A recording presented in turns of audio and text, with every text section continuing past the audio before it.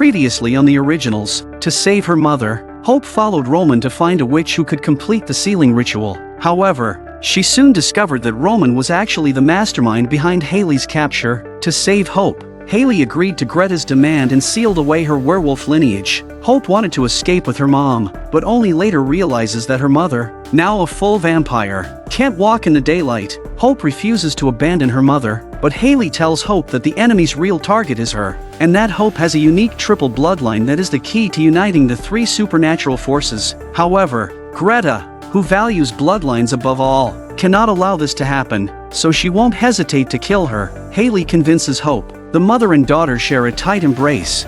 I love you. Hope turns to leave, but Greta arrives just in time to overpower her. Without her hybrid status, Hayley is no match for Greta. Klaus and Caroline finally found where Hope was located, but Elijah arrived and snapped Caroline's neck. Seeing his brother, Klaus can't help but smile, unaware that Elijah has come to aid his enemies. Elijah's actions infuriate Klaus, who tries to reason with him by bringing up Hope and Hayley, but Elijah only cares about Antoinette's brother. Klaus's patience runs out, and his eyes flash golden. Roman finally sees his mother's true nature. Greta points out that Klaus once broke the curse that sealed the werewolf bloodline, and the only safe solution is to kill both Hayley and Hope. Hayley reaches out her hand to test the sunlight's lethal effects. Greta continues to manipulate Roman, insisting that a peaceful world cannot tolerate top predators. She hands him the stake, urging him to kill the girl he loves with his own hands. Meanwhile, the two brothers are still battling outside. Hayley hears the commotion and tries to convince Roman not to hurt Hope. Roman was also convinced by Hayley's words, but Greta grabs the stake, intending to finish the job herself. Just then, the brothers outside witness a strange phenomenon. The clear blue sky suddenly starts hailing, a sight that leaves Klaus in shock. Greta knocks Hayley down, mercilessly slamming her against the wall. Klaus finally breaks free from his brother's grasp and kicks open the villa's door. Hayley is already on the brink of death, but Elijah drives the stake into Klaus's body. In the last moments of her life, Hayley's cries for help are met with cold indifference from the man she loves. She watches as Elijah mercilessly attacks Klaus, caring only for the safety of their enemies. The light of hope in Hayley's eyes fades away. Little by little, with a triumphant grin, Greta reaches out and grabs Hayley's heart. In the countdown of her life, everything around her seems so silent. Greta's hand twists inside Hayley's chest. Hayley looks over at Klaus, who is coughing up blood, and then at Hope, still unconscious, on the verge of death. Hayley suddenly seizes the finger wearing Greta's daylight ring and yanks it off. Hayley mustered all her strength, grabbed Greta tightly, and then charged up the door. In the blinding sunlight, they burst into flames together, and in this cruel moment, Klaus is the only one mourning for Hayley. Elijah seems slightly moved, but Klaus's tears are already falling. Hayley's story comes to a sorrowful end. Hope has lost her mother, but her father can't be there to comfort her. Freya called Klaus and told him that Ivy would be coming to see him. Ivy would use a soul projection to allow him to accompany Hope at Hayley's funeral, but Klaus is surprised to find the potted plant on the table withering away. Cole and Rebecca are still off traveling, which means Elijah is still in New Orleans. Unaware of everything, Elijah attends Greta's funeral with Antoinette, only to be surprised by how many followers Greta actually had. Antoinette takes it upon herself to apologize to him, knowing that Elijah, who has recovered his memory, will not be able to get over Hayley's death. But Klaus arrives uninvited. He sinks his teeth into Antoinette's neck and has the newly turned hybrid escort them out of New Orleans. They wake up in a dark prison cell. Antoinette's neck wound is festering, and without Klaus's blood, she will die soon. Elijah uses the hybrid guarding them to call Klaus, angrily warning that if anything happens to Antoinette, he will never forgive him, but Klaus replies that he never seeks forgiveness from his enemies. Elijah proposes a deal. He will willingly regain his memories and return to Klaus's side if Klaus saves the woman he loves most right now.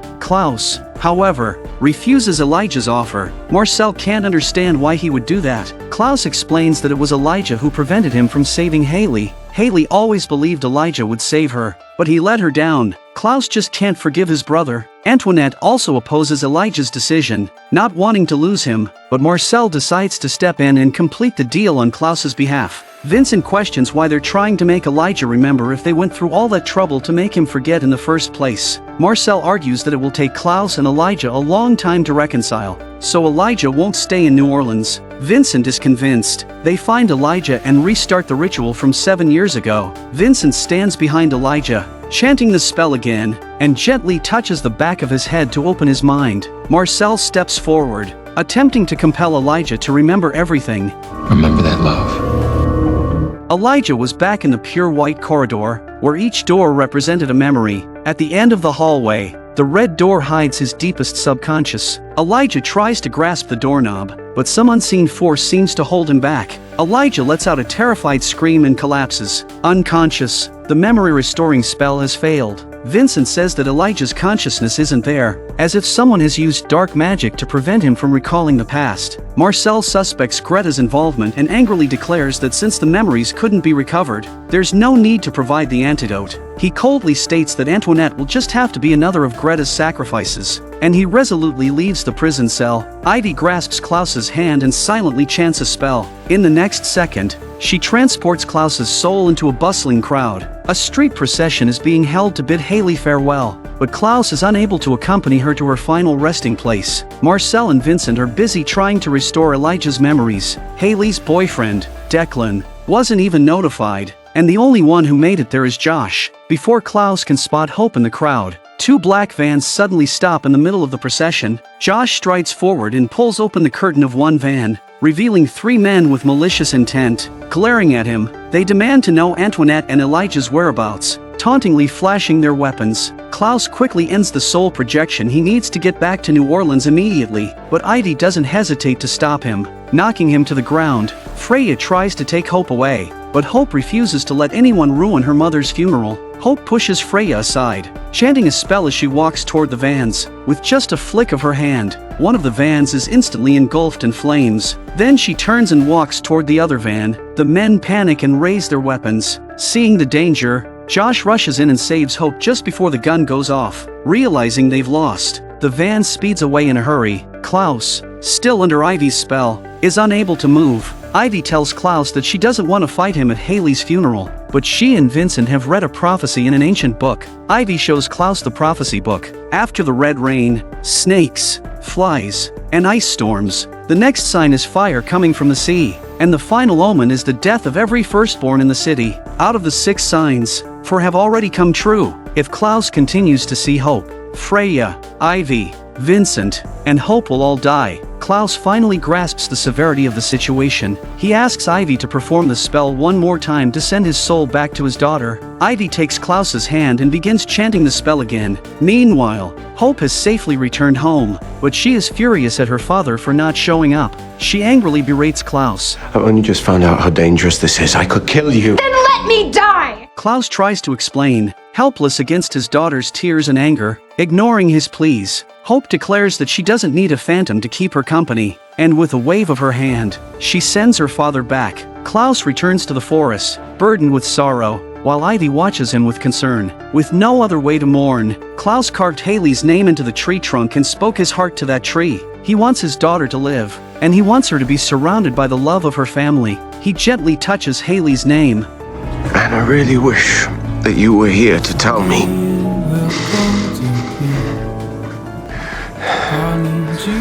Little wolf. Freya studies the prophecy Ivy mentioned and informs Klaus that it is indeed real. They never imagined that the method they used to protect Hope would now put her in danger. Klaus hesitates no longer and decides to risk returning to Hope. After hanging up the phone, Freya can no longer hold back her tears. The pain of losing her loved ones, the conflict with Keelan, and the family's looming crisis have worn down all her strength. Night falls, and Hayley's funeral is ready. She will be laid to rest with a traditional werewolf water burial at the bayou. Hope insists that there must be a way to help the family overcome this crisis. Freya reassures her, saying they will face it together. Josh, Marcel, and Vincent finally arrive, offering silent comfort to Freya and Hope from a distance. Keelan also appears in the crowd. She steps forward and embraces Freya tightly, offering her silent support. Under the light of the new moon, Hayley's bones are set aflame, drifting slowly into the depths of the river. Klaus quietly takes his daughter's hand. In the end, he made it to the funeral. He tells her he'll stay just a little while. He needs to be with her. Hope finally smiles, but suddenly, thunder rumbles across the night sky. The others gradually leave, leaving this final moment of reunion to Klaus and his daughter. Father and daughter hold each other tightly, but soon, the flames begin to spread across the water. Klaus knows he can't stay any longer, so he quickly leaves the bayou. As he departs, the flames recede, but then, Klaus, now alone, is struck by an unknown force and loses consciousness. The long-separated siblings are catching up when suddenly, a naked man drops out of the sky. Cole appears before them, utterly confused. Klaus asks, "Did you just come from a board meeting?" Cole explains that he was simply napping in the nude, waiting for his girlfriend to get off work. A witch has created this mental world, dragging the consciousness of the Michelson siblings into it. Freya pointed out that the witch must know them very well to have perfectly recreated their old home. Klaus's primary suspect is Vincent. Their physical bodies might be scattered across the world. Elijah appears before his siblings, looking slightly embarrassed, and says he thinks he's found a way out. 5 locks are hanging on the same door. Cole notes that each of them has a key, and only when all 5 keys are found can they unlock the door. The 5 siblings are forced to play an escape room game. Cole shows Elijah the room he had before losing his memories, hoping it might help him find his key. Elijah mentions that Klaus and Rebecca visited him in France, but Cole didn't. Cole responded, "You and Freya hurt my wife, but luckily, I was able to find her and bring her back." Not everybody is so lucky.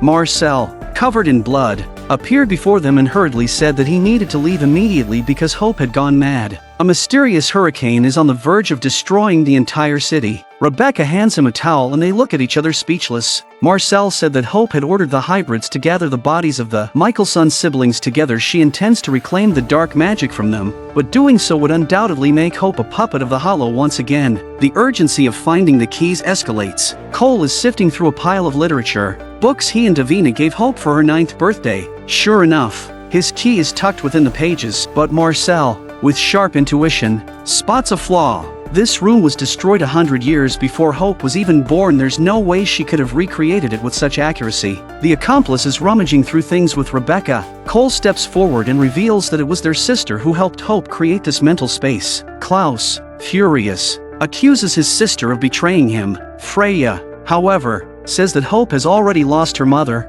and she just wants her niece to be reunited with her father. As long as Klaus bears the mark of the Hollow, Hope is no different than an orphan. Freya disappears, and with her, the large lock vanishes too. The couple who have loved each other for centuries are reunited once more. Marcel resents why Cole is the only one in this family who gets to live happily with the one he loves. Rebecca, unable to face Marcel's love, says they should focus on finding the keys first. Marcel, once again showing his cleverness, recalls that this room was once Rebecca's centuries ago. She even wrote him a love letter and hid it in a secret compartment in the floor. Sure enough, Marcel finds the key in the compartment and hands it to Rebecca. He takes the opportunity to ask why she refused his marriage proposal. Rebecca explains that she's worried the dark magic within her will one day destroy him. Elijah is still searching. Marcel says that he and Cole have already searched this room and doesn't understand why Vincent's spell and his own compulsion aren't working. Marcel starts recounting stories from the past few centuries, how Elijah taught him to play the piano,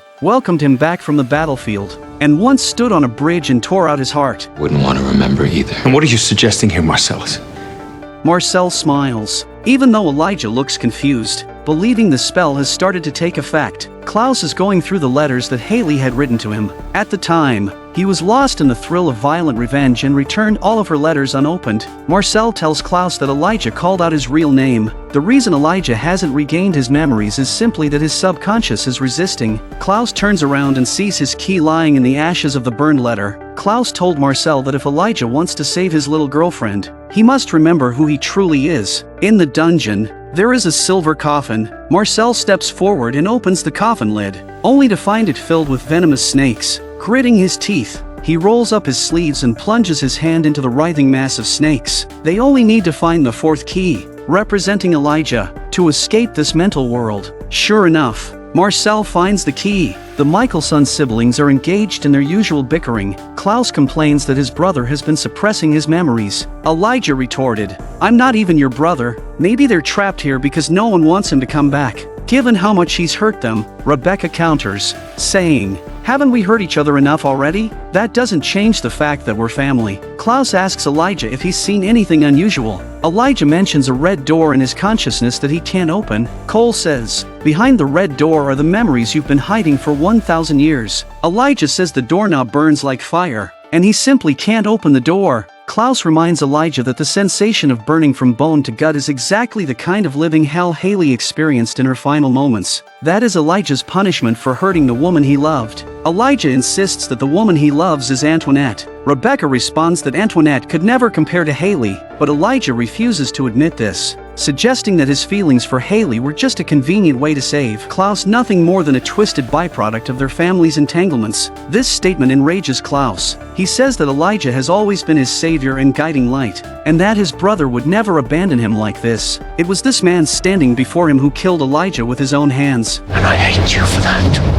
Elijah tries to respond, but a sudden wave of pain strikes everyone. Hope has begun extracting the magic from their bodies. Blue light bursts from the four siblings, gathering into a glowing orb before vanishing into the air. The siblings lose consciousness and collapse to the ground. Marcel quickly finds them, saying he has found Elijah's key. Marcel points out that, after Elijah caused Hayley's death, Hope has already written him off as dead in her mind, which is why Marcel found the key inside the coffin in the dungeon. With the mystery fully unraveled, the four siblings hurriedly get up and use their keys to unlock the massive locks. The silver door slowly opens, and they are shocked to find themselves inside Elijah's mental world. The red door that couldn't be opened is right in front of them. Cole is the first to realize the truth. He casually opens a white door and immediately wakes up. He finds the bodies of his siblings lying in a square ritual circle. Marcel glanced back at Rebecca, and then instantly woke up, also lying outside the ritual circle, covered in blood. Elijah can't open the red door by himself. Klaus considers just leaving,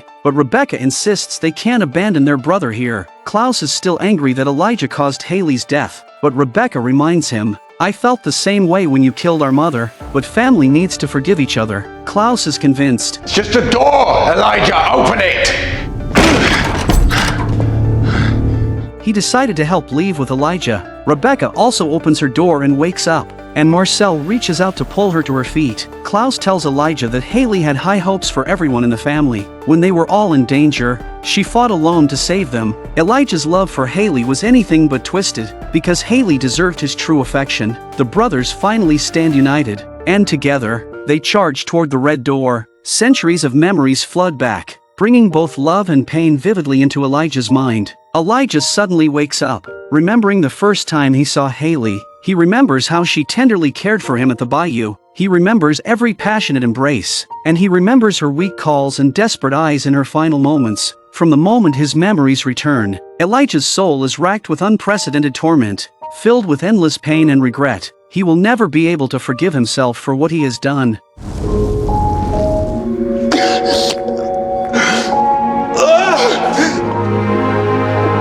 After the grief passed, Klaus handed his blood to his brother, telling him that if he wanted to completely forget the past and start fresh with Antoinette, he should take the cure and go find her. As Klaus begins to leave, Elijah calls out to him. Elijah's eyes are bloodshot, and he's too choked up to speak. Klaus simply nodded his head. He didn't need Elijah's apology because he had already forgiven his brother. Antoinette lies on the bed, delirious from her injury. Elijah silently approaches and feeds her Klaus's blood. Antoinette won't die, but everything between her and Elijah is over. Her mother killed Hayley, and now she can only spend her endless life mourning the man who was just a fleeting moment in her life. Forgive me. Elijah leaves without looking back. The sunset is soft and radiant. Wearing his iconic suit once more, Elijah stands silently by the water's edge near the cabin at the bayou, lost in memories of the woman he loved.